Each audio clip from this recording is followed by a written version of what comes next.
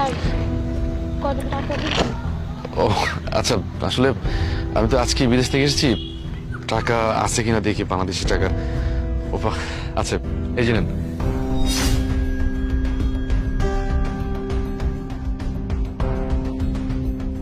তানিয়া, তুমি এইখানে? তোমার স্বামী বিদেশে থাকে আর তুমি একজন প্রবাসী বউ হয়ে রাস্তায় বিক্রি করতেছো? ভিক্ষা করবো না তো কি করব?